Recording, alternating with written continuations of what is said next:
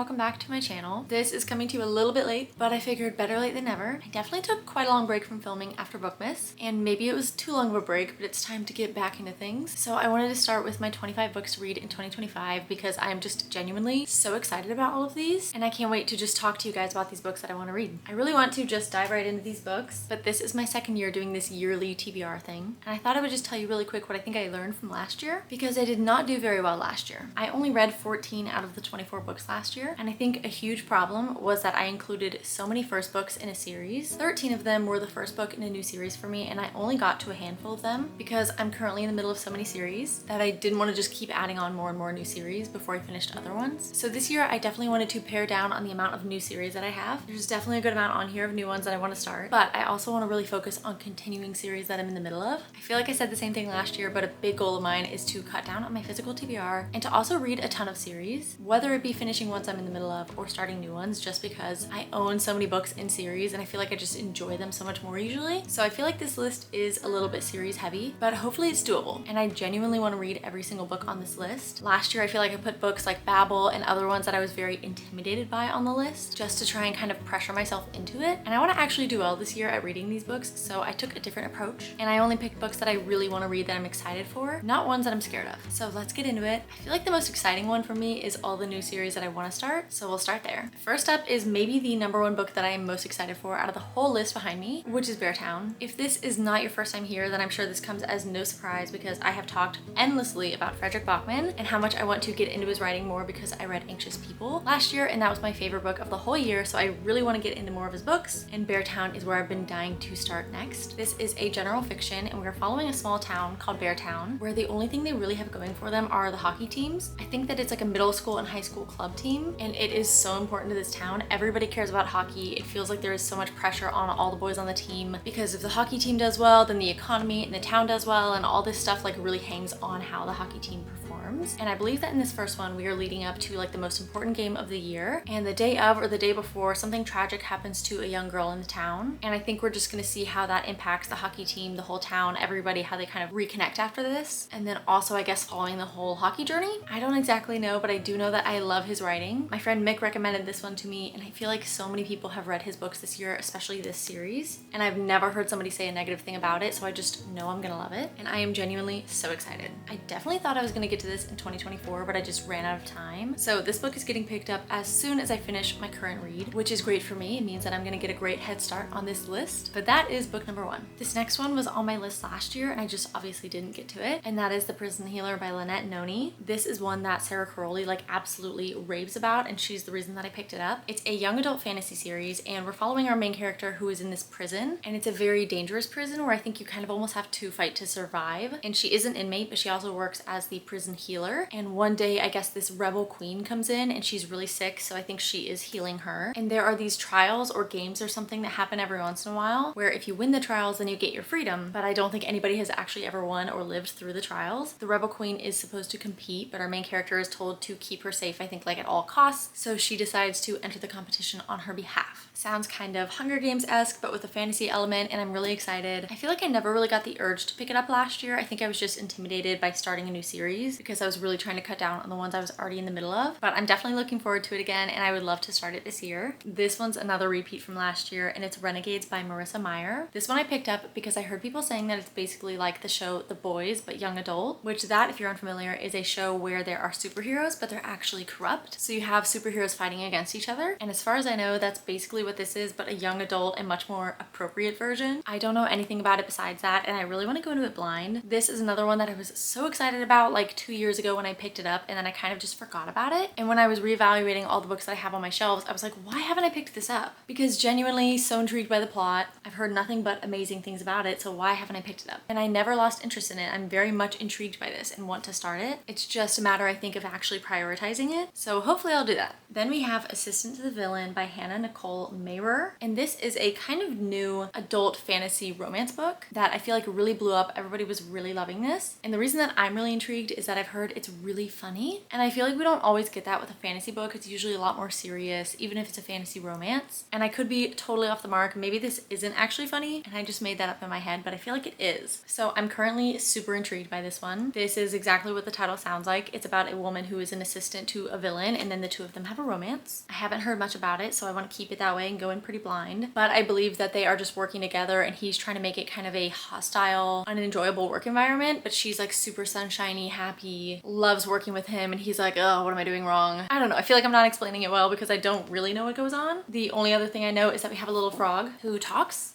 with a sign, maybe? I don't know, but this is a book that I'm just really interested in. I feel like it's gonna be a good fun time. I'm not really expecting the most amazing mind-blowing fantasy plot or anything. I'm just expecting to have fun and hopefully laugh if it is actually funny. Then we have Legendborn by Tracy Deonn, which is another repeat from last year's list. This is one that I feel like kind of fell to the back burner for me. I kind of lost interest in it a little bit, but I feel like it recently got this renewed spark where people are talking about it again and making it sound like it's just so good. So again, I'm so excited for this one now. This one I feel like is gonna be a little bit different from what I normally read because this one is about college students, I think, who have some sort of magic, but then it's also dark academia-ish because we have secret societies and that sort of thing, I think, which I think I've said this a few times, but I actually don't know if I'm a fan of dark academia. So far, I haven't loved the books that I've read, but I don't think any of them have been fantasy books. So I feel like if we add in that extra element of it being a fantasy book, I'll probably enjoy it more than I do just like a general fiction that has dark academia elements in it. At least I'm hoping so, and that's what I'm telling myself, because this book has been sitting on my shelves for way too long and I really want to get to it and just see what the hype's about, see if I love it. So yeah, I also feel like I want to pick it up before I maybe lose interest in it again. Like right now I'm really intrigued, I'm hearing people talk about it. I don't want to wait until it slips into oblivion in my mind. Next is A Curious Beginning by Deanna Raybourn, which is the first book in the Veronica Speedwell series. This is one that I've been wanting to read for years because I've always heard Katie's Reading talking about it and it always sounded so good, and for some reason I was always looking for it in bookstores and I never found it, and that's because I was looking in the wrong section. It's in the mystery thriller section and I actually thought this was a fantasy, which maybe there's some sort of fantasy element to it, but I really don't think so. I think it's more of like a Regency era mystery series, which is so intriguing. I've never read anything like that. I'm not really sure what the plot of this one is. I think that she maybe gets kidnapped or something, or someone's attempting to kidnap her, but I think throughout the whole series we're just following Veronica and then her love interest as the two of them, I'm assuming, are solving some sort of mysteries or they're involved in a mystery or something. I don't know if this is more of like a cutesy kind of mystery or if it's supposed to be more suspenseful, but it's one that I've just wanted to read and I've had it like on my Goodreads for so long, and I finally just picked it up in the last few months when I finally figured out which section it's in, so I'm very excited to get to it. Then we have The Shadow of the Gods by John Gwynne, which is the first book in the Bloodsworn saga, and the cover is so cool. We have some sort of dragon god thing, I think, and I am loving books with dragons, so that's very exciting. Little man fighting him, like how cool is this? Anyways, this is a recommendation from Brendan, my boyfriend, which he is actually not really a reader, but he has been listening to some audiobooks, and in the past he's recommended me, I think, just one series, and that was an absolute banger, one of my favorite series ever, so he has not steered me wrong yet, and he recommended that I read this one. So here we are.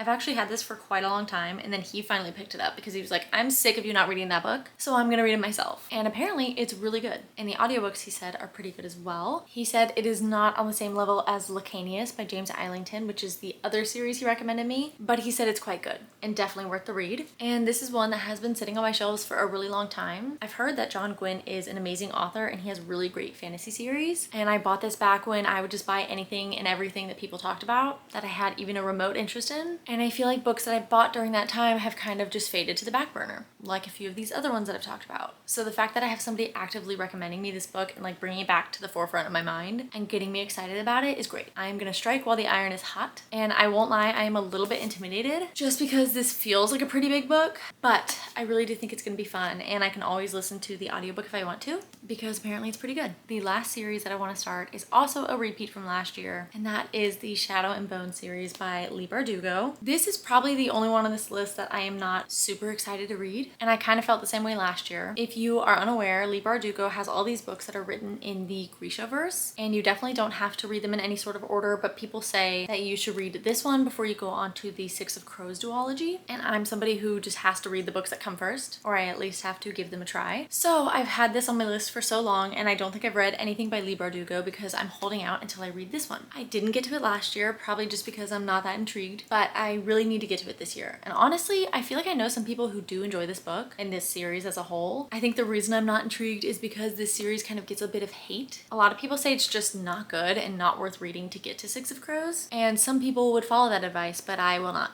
I must at least try to read this one. If I hate it, then I won't read the other two books in the Shadow and Bone series and I'll just go straight to Six of Crows. But I obviously hope that I enjoy it and that I want to continue the series just so that I have all of the lore and the history and the world building and all of that stuff as a background before moving on with the Grishaverse. But I know it's really not that important. And I also have no idea what this book is about other than there is some sort of mist. Should we do series that I want to continue or standalones? I say let's do standalones next. First is Under the Whispering Door by TJ Klune. I read The House in the Cerulean Sea by him this year and it was one of my favorites. I loved that book so much. I love the found family and I just really loved his writing. Kind of similar to Frederick Bachman, but he writes kind of like whimsical fantasy books. In this book, whenever somebody dies, they have to cross over to death. I don't know if death is like some sort of afterlife or what they're crossing over to, but it's just what happens. And our main character Wallace dies, I think unexpectedly. He just kind of wakes up and he's like, oh my god, I'm dead. And the Reaper is like, okay, it's time for you to cross over. And I think he's like, I'm not ready yet. I have loose ends that I have to tie up, like I can't cross over yet. So the Reaper gives him 1 week to cross over. So I think we are following Wallace as he spends his last 7 days before he crosses over into death. I feel like this book could be kind of sad. Obviously it's dealing with death, but I think that I'm going to really enjoy it just because I know I like his writing. Then we have Upgrade by Blake Crouch, which is a like science fiction mystery thriller. I've read Dark Matter by Blake Crouch and I loved that book. It was so much fun. It was very sci-fi heavy, but it was also super fast paced, I thought. So I've been wanting to get into more of his books and this is the one that I picked up. It's in this world where people can get these upgrades, where I think that you get these operations done and they are just physically upgrading you in whatever sort of ways. And we are following Logan Ramsey and he was targeted for this upgrade. I think he's just kind of being tested on. And the reason that he was targeted is because of stuff that goes back to date with like his lineage and his family history. And he finds out that this is the first step in a much larger plan that will inflict the same changes on humanity at large. So he is the one person in the world that can kind of stop this whole upgrade process. Very dystopian and kind of eerie. I'm very excited to dig into this one and see if I enjoy it as much as I did Dark Matter. I have a feeling that I'm gonna really enjoy this one. I feel like I've heard people rave about multiple of his books and I'm honestly intrigued by many of his plots, but this is the one that I thought sounded the most fun. So obviously I'm very eager to get to this one. Next we have The Great Alone by Kristen Hanna. I read one book by her this year, which was The Nightingale, and of course I loved that book. It was so good and I feel like I normally shy away from historical fiction, but her writing is showing me that it can be interesting and fun. It's not always going to be like slow and boring, which honestly I don't know if I've read a slow historical fiction, but in my head that's what I always think. And I have several of her books actually. I'm sure you can see them right here. And for some reason this is the one that's pulling me the most. This is about a family in 1974 who just decides to uproot and move to Alaska. I believe that the father just came back from the Vietnam War and he's very shaken up and not doing well adjusting to regular civilian life. So I think that is the root cause as to why they decide to totally change things and move to a very remote town in Alaska where I think that they are having to prepare for the winter. Sounds like it's super remote, harsh conditions, not the easiest place to live. So we are just following this family as they are uprooted from probably a pretty easy life compared to what they're about to experience. And that is literally all I know about it. It is quite thick, but the font's pretty big, so actually I'm not that intimidated anymore. I also feel like I blew through The Nightingale in a handful of days when I thought it would take me like a month because of how long it was. So I got this. I've also never read or heard of anything even remotely like that, so it'll be something very new. Next up is Beach Read by Emily Henry, and I have decided that 2025 is going to be the year of Emily Henry for me. I've only read one of her books, which was People We Meet on Vacation, and I enjoyed it. I wasn't like blown away in love with it, but I do know that it's a lot of people's least favorite book by her, so I wasn't expecting like the most amazing thing. But I have, I think, 3 of her books, and I don't know why I haven't read any more of them yet, because all of my friends absolutely love her. I mean, everybody I watch loves her. She is just like the queen of romance books, especially romance books that have more of just like a women's lit fic kind of feel to them. And so far, I think that that is my favorite kind of romance. So why am I not reading more of her books? Honestly, I'm not entirely sure why I picked this one as opposed to the other 2 I have. It's about Augustus, who is a literary fiction author, and January, who writes romances. They are at the beach in neighboring houses and they end up swapping genres. I think they're both having writer's block, so they're just like, why not? Let's switch genres, see if that gets us out of our writer's block. And obviously there's a romance between the 2 of them. I definitely want want to read more than just one Emily Henry book this year, but this is where I want to start. Then we have This Is How You Lose the Time War by Amal El Motar and Max Gladstone. And this is a short little science fiction book that I've always wanted to read. I have not heard this talked about much, but when I do, it's usually glowing reviews. And so far, I think I really enjoy science fiction, and this one sounds like a very interesting and different kind of sci-fi book, because I believe that this one is about two spies who are on opposite sides of a war, and they are writing letters to each other. And I don't think they know the identity of the other person. I'm assuming they know that they're on opposite sides of the war, but they might not. And I believe there's also time travel involved. I really want to go into this one pretty blind, so I'm not going to read the back of the book or see what else this is about. I might be making this up, but I feel like this is very sad and emotional, and I'm just really intrigued to see like how much is packed into this small little book. Oh.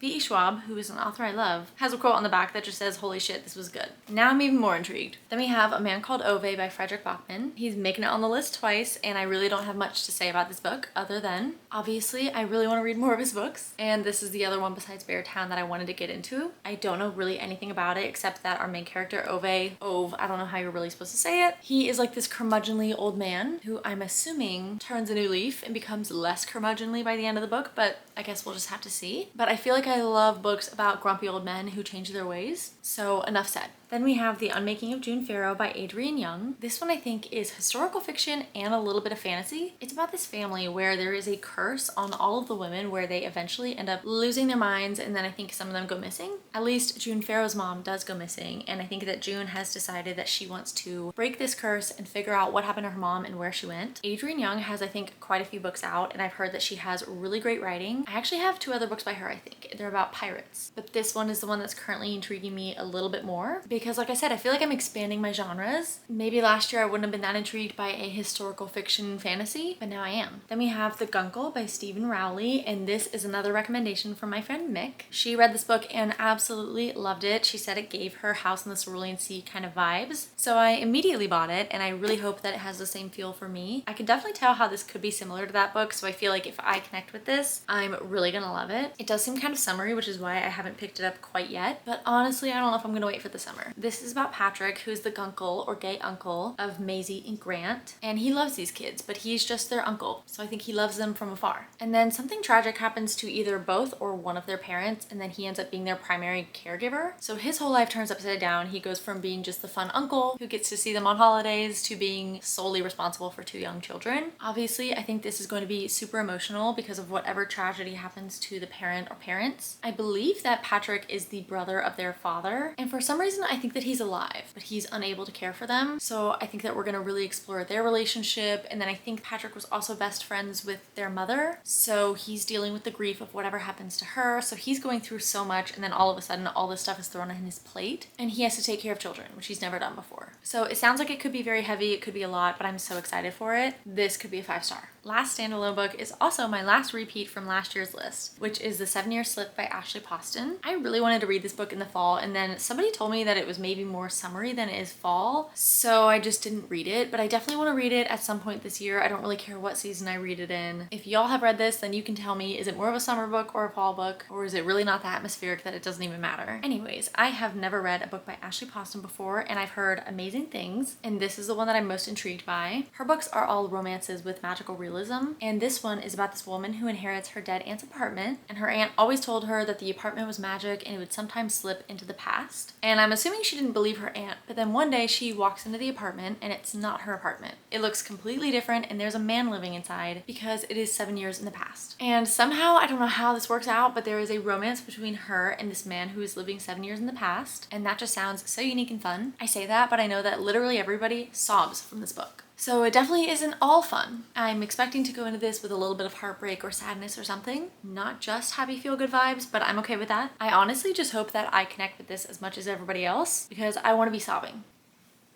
Okay, moving on to my last list, which is all of the series that I want to continue. We have, I think, 8 here, and I'm definitely in the middle of more than 8 series, but these are the ones that I really want to focus on, and if I don't read them by the end of the year, I'll be really mad at myself. First up is City of Glass by Cassandra Clare. This is book 3 in the Mortal Instruments series, which is part of the Shadowhunters universe as a whole, which I'm sure that most of you are familiar with because this is such a popular series and it has been for years. I enjoyed the first 2 books. They definitely were like palate cleanser, easy, fun books to read. They're not like anything amazing, super special, but once I finish this book, then I'm gonna move on to, I think it's called The Infernal Devices, which is the next series in the Shadowhunters universe. And that one is where people say this series gets so good. And I'm really excited to get to that and see if I feel the same way. I really love the whole premise of the Shadowhunters world where you have an urban fantasy where there are demons living kind of in plain sight that normal people are not seeing, but then you have these Shadowhunters who are just killing them, trying to defend the world. So I'm really intrigued to continue it, and I actually would love to make a huge dent in this series in 2025. I don't know how much of a dent I'll really make, but I would love to read this one and then get through at least like 1 or 2 of the Infernal Devices books because I have at least like 15 more books to go.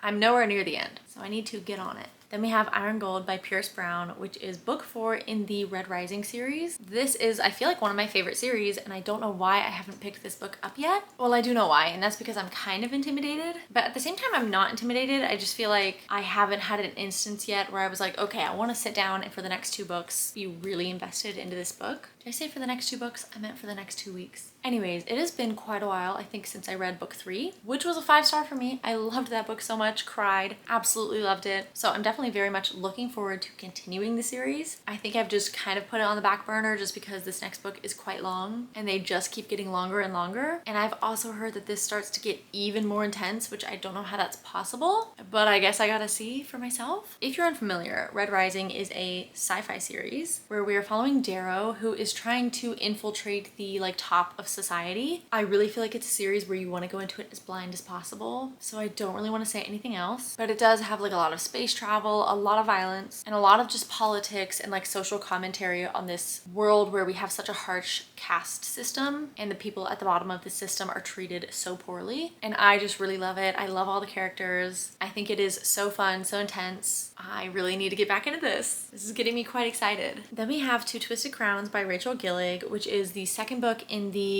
Shepherd's King duology. So once I read this one, I will be done and that will feel so good. The first book is One Dark Window and I read that 1 or 2 months ago and I really enjoyed it. It wasn't like my absolute favorite new fantasy of all time, but I did really like it and I think this one is going to be so interesting. This series is about Elspeth, who has this nightmare in her head and she lives in this town where there is a mist and the mist can give you some sort of illness. It's really dangerous, I guess. Everybody's afraid of the mist, and if you are found with this illness, then I think you're executed. It's a very interesting and I feel like unique premise, especially the magic system, which has to do with these playing cards. So she is kind of going on this mission to collect all of the playing cards. I thought it was really fun and I feel like the ending set us up for such an interesting second book. So I'm just really intrigued to see what happens from here, and I know that so many people thought that this was like 10 times better than the first book, and I really hope I feel the same way because that would be really fun if this was just an absolute banger. Then we have Magnolia Park's The Long Way Home, which is the 3rd book in the Magnolia Park's Daisy Hates universe, which is basically kind of like Gossip Girl set in London about these rich socialites. At least the Magnolia Parks books are definitely like that. The Daisy Hates ones are more of like mafia crime family, and I really enjoyed both of them. I actually think that I prefer the Magnolia Parks books, which I think is a hot take. I think that most people prefer the Daisy Hates ones, and I've literally only read 1 book of each, so I don't know if I can really comment on it yet, but I'm definitely excited to be back in Magnolia's head. This cover is so strange. It has always baffled me, like,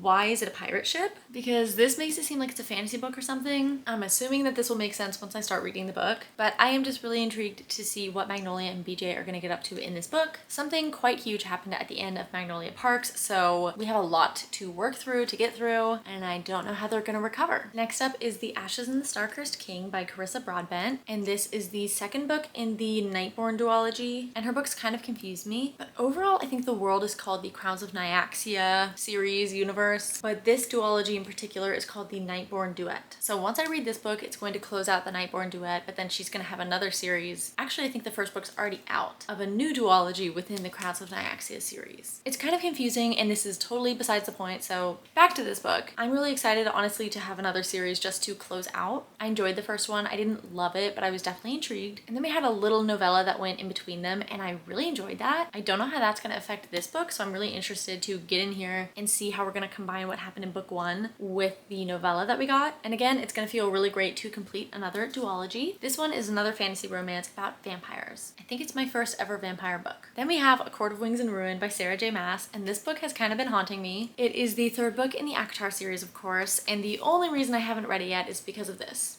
Because it is 700 pages long. So I have been a little bit intimidated, but this is probably my 100th time saying this on this channel. I read book 2, loved it so much. It was almost a 5-star. And I said to you guys, I think that this book is gonna be a 5-star. I said just with the setup and the way that this one's gonna be more like war and politics heavy, I think I'm gonna love it and eat it up.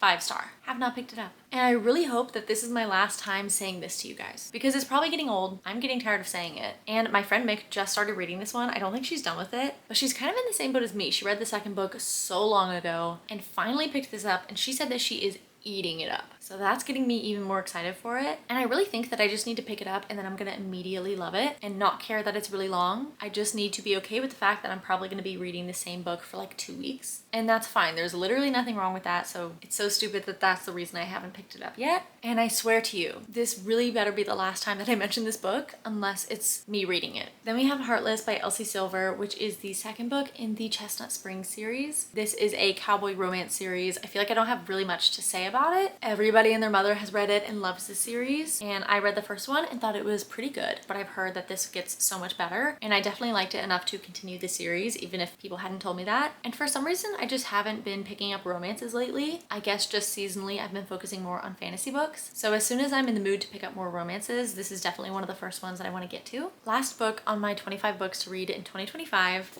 is Just for the Summer by Abby Jimenez. This year I read Part of Your World and Yours Truly, which are the first 2 books in this series. It's an interconnected standalone series, and I really enjoyed those first 2 books, and this one is supposedly 10 times better. Okay, maybe that's a bit of an exaggeration, but people said that her writing in this one is even better. So much more emotional and deep, I think. Definitely not a cute, fluffy romance from what I've heard. People said not to let the cover fool you, that this is gonna break your heart a bit. So I already know that I love her writing, and supposedly this is phenomenal. I feel like I just never picked it up by the end of summer, and at that point I was like, okay, it's too late for this book. I gotta wait till next year. Will I wait till the summer? I don't know, but same as Heartless, I definitely want to wait until I'm more in a romance mood because I definitely am looking forward to this and have pretty high expectations. Not gonna lie. In this one, our main characters think that they each have curses where whoever they date breaks up with them and then ends up finding the love of their life. So everyone that they date ends up leaving them and then immediately getting like engaged, married, living their happily ever after. And they're like, why do I have this curse? When am I gonna get my happily ever after? And I think that he posts something on Reddit and she sees it. She's like, wait, I have the same thing. Let's date each other and then we'll break up and it'll cancel out our curses. And we'll both find the love of our lives. So it's kind of a fake dating situation, but I feel like it's very different from your usual fake dating where people are doing it for the purpose of convincing other people that they're dating. This one is because they have it in their heads that they have this curse. So it'll be really interesting to see what kind of fake dating situation we have going on here and whatever is making everybody cry. So those are my 25 books that I want to read in 2025, my absolute top priority TBR. I can almost guarantee that by the time you're watching this, I've already started one of these because I'm just that excited to get to them, which is a really great feeling, and I hope that I continue to feel that way till the end of the year. It's possible that by the end of the year I'll be like, yeah, I shouldn't have put those on the list. It was just a fleeting feeling of wanting to read them, but hopefully not, because it genuinely feels like these are all the books that if you got rid of everything else on my shelves, this is what I would want to keep, and I'd be pretty satisfied with just these books. With that being said, that's all I have for today. I would love to know if you guys make these sort of lists, and if you do, what books are on them. But yeah, thank you guys so much for watching, and I'll catch you in the next one. Bye!